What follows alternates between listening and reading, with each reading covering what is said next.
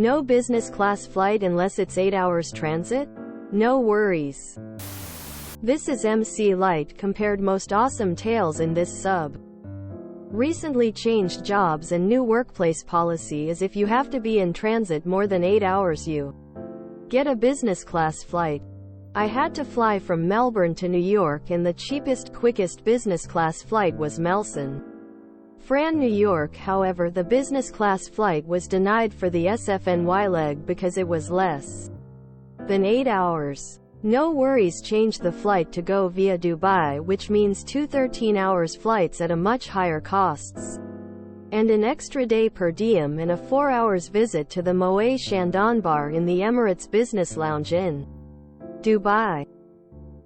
Edit. Surprising amount of negativity on this MC Light, so I'll add a bit of clarifying context as to why I'm not losing sleep over costing the company money. The purpose of the business class policy is so workers can hit the ground running refreshed and effective. I was traveling from Melbourne to New York, not SF to New York. So I consider my transit A to B, and interrupting that transit to change flight class could be considered the company's MC on me. If I was taking a few days leave to adjust to jet lag and catch up with friends in SF, then sure, the second leg should be economy, but I was going straight from the airport to a week of work, so calling the second leg less than 8 hours transit was a bit cheeky of the company. Those worried about the cost, lighten up, it's a multi-bazillion dollar company. They do at least pay taxes and are B Corp cert, but it's not a ma and pa brick and mortar store. 8H in economy when you're expected to work the moment you leave the plane is a bit tough. My previous company had a 4H plus equals business class policy, which was pretty amazing. Good on you, op. Bonus points if you can get that champagne bar visit onto your expenses as well. I once had to pick my own hotel for a trip and was advised the cheapest one would be picked. So I picked 5-star hotels only. I also got a meal allowance for 3 meals a day. But combined with the event I was attending in hotel, I didn't pay for anything. You're lucky. A precious company I worked for had 12-hour min requirement for business class, and that was only for flying to the customer. If you're expecting your employee to fly red-eye and attend to work right away, you fly them business. Or you fly them coach and let them sleep one night in the hotel before work. One or the other. We have a good agency for travel. I don't travel, but I used to have to book it when I was an assistant.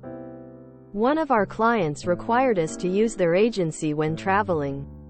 Every time was torture. I'd be on hold for 2,030 minutes to get an agent. Then they were super limited as to flights and hotels. And this same stupid attitude about flying cheapest, worst economy. Then expect our employees to hit the ground running. Our employees would often work on flights. So business class made that much easier. That head start was lost when stuck in economy. So funny, people defending the company, really. Why suffer for a business to profit off you? That is a silly policy. Every company I've worked for had the same thing, but the time limit was for the total origin to destination trip, not individual legs. I can't imagine why people would be negative toward you, given the reason for allowing business class travel is stated as allowing employees to hit the ground running on arrival. Your company clearly violated the spirit of their own policy, if not the actual letter. I say, old chap, you did the right thing. Most people here don't know the effects of sardine class on long haul. I am sure upper management get way more perks for less work. Jesus, we don't get business class ever regardless. I'm in the wrong field. My company had a domestic equals economy rule. Then they flew us economy while traveling in China. Using a long flight with a long layover is a very good use of the time.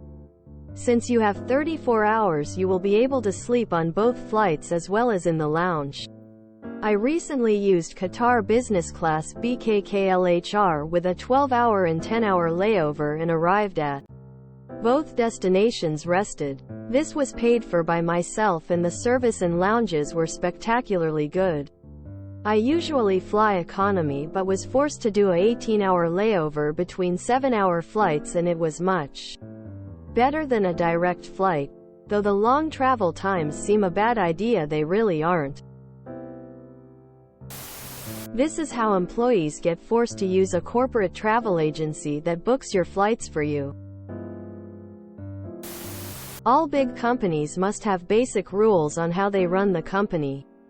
They probably make sense for most employees but not all. I worked for a very big Japanese company. When the Americans flew to our main office in Tokyo, we flew business class. The Japanese staff who worked in the US flew to Tokyo coach. American budget versus Japanese budget. R. Selfish compliance. How is it compliance if there is a cheaper and quicker flight and you didn't choose it? That would fail a travel audit where I work. And you still have a job? That sounds really dumb. If you enjoyed this video, please check out our playlists full of similar content. Epic Aircast is like doom scrolling for your ears. Please like, share, and subscribe.